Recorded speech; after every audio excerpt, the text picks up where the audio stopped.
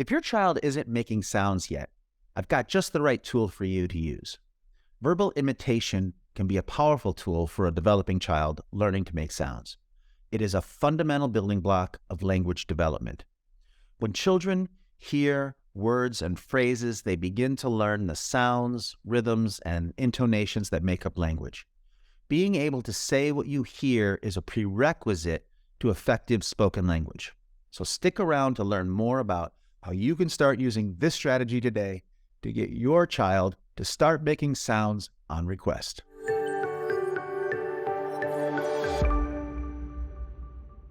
Hi, I'm Robert Schramm, a behavior analyst, education specialist, and author, and I'm a dad.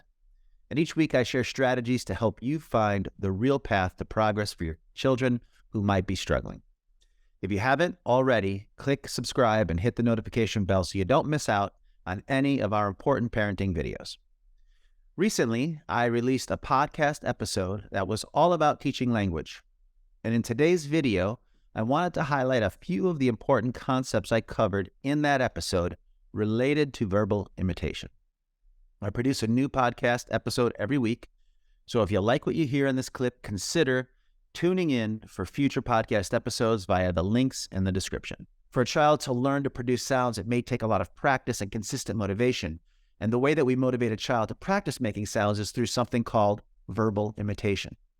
We take a child who cannot currently make sounds on request, and we give them 3 things in order to be able to verbally imitate.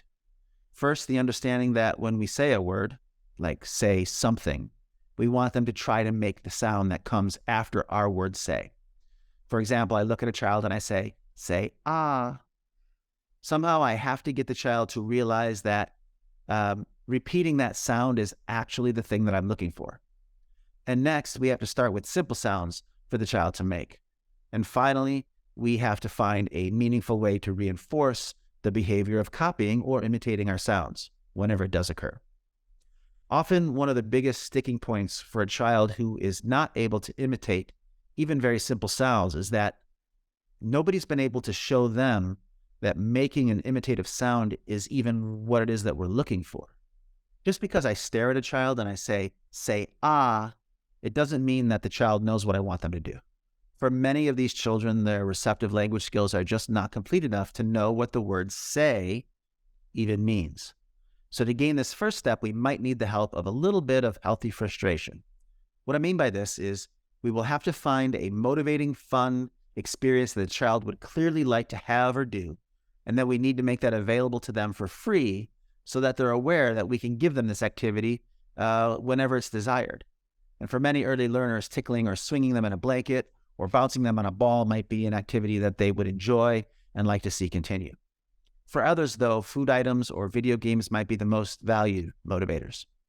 Regardless, we want to use what we think will be the strongest reinforcers for the beginning aspects of language development. Vocal language can be hard to learn for a child, and it cannot be physically prompted. And therefore, the stronger the motivation you have working for you, the better.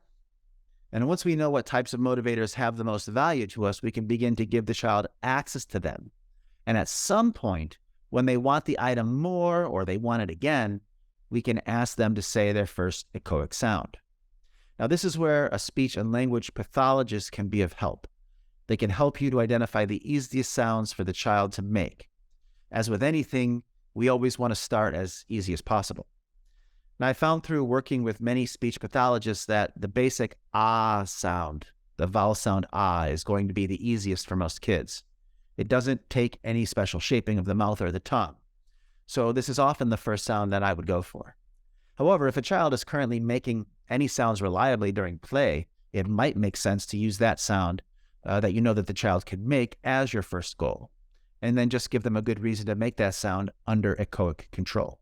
Getting sounds under echoic control is not always an easy task, though. When a child has demonstrated no other forms of imitation skill, it might make sense to start them off with some motor imitation that you can prompt and then fade those prompts before starting with vocal imitation goals that cannot be physically prompted. However, when you feel the child should be able to make a sound and just needs to learn to do so on request, you can begin your verbal imitation practice. To do this, begin to engage in your highly motivating game or activity with your child. Practice stopping the activity and giving the child simple instructions to follow in order to resume. After the child shows you that they know starting their highly preferred activity requires some response on their part, and they're willing to give you a response, that you can start to ask for your first verbal imitations. You look into the child's eyes and say, ah, if that's the target you choose to start with. Then continue to look at the child with what I call an expectant look. This is a look that tries to tell the child that you're now waiting for them to give you a response. The problem is the child probably has no idea what that response that you're waiting for might be. They're likely to give you a nonverbal indication that they want you to start the fun activity again. They might pull on you or wave to you or indicate in other ways that it's time for them to start playing again. However, you will not respond by returning to the play, but will instead keep that expectant look and occasionally, but not too often, repeat the sound for them to echo. This delay of reinforcement and not responding to the child's nonverbal attempts are likely to build up a little bit of frustration in the child. But this is okay. In fact, it's likely a necessary ingredient in the process. It isn't until they see that you're not going to quickly respond to their non-vocal responses that they will consider trying something new. If this new thing they try is to make a sound that you're looking for, well, great. That's something we want to reinforce immediately and strongly. However, there is a good chance that in their attempts to get you to restart the fun activity, any sound that you hear will not be a replication of the target sound that you're making, but just some form of frustrated release of tension with a gasp, a grunt, or even a loud exhale. Where language programs might fail is that they won't see these non-word sounds as progress and usually won't reinforce them. However, we need to remember the goal here is to teach the child that the word say, followed by this expectant look, is the signal that we want them to make a vocal sound. So even if a child were to burp or hiccup, at this stage I would likely immediately stop and reinforce the child saying something like, yes, good job saying ah. Remember, behavior that is reinforced is likely to be repeated. And even though I didn't get the ah sound that I was hoping for, I did get some vocal sound. And if I reinforce it, I will become more likely to get more vocal sounds in the future.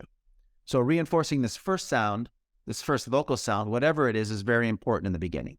And once my child begins to see that my look of expectation, along with the use of the words say ah as a signal that reinforcement will come if they make some kind of a mouth sound, I can begin to then shape that sound that they make through differential reinforcement of the types of sounds that they try over successive practice trials. Always being immediately willing to stop and reinforce any sound that gets closer and closer to the sound that I'm making after the word say, or in this case, the ah sound.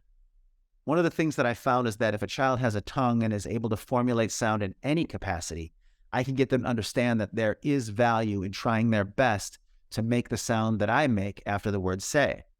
If in the beginning I don't get a sound from the mouth that I can reinforce, I don't want to hold out for too long so that the child loses interest in the reinforcer and in me. So after several attempts to getting them to make a sound, if I don't get one, I'll change to another instruction that I'm pretty sure the child can do without too much trouble. And then I'll reinforce that response with more of the fun activity and try again later. The goal overall here is to get the child properly motivated and willing to try anything they can think of after you've given them the instruction to say the sound. And for you to be ready to respond with reinforcement as soon as you get any verbal or even any mouth sound. As soon as you get the first sound and reinforce it, responding with a sound of some sort should be more likely to occur again. And before you know it, the child will begin making this vocal or mouth sound regularly whenever you give them the instruction. Then you can start the process of shaping that sound by more regularly and strongly reinforcing sounds that are closer to the target until the sound we are getting matches up with that target sound that we've been asking for.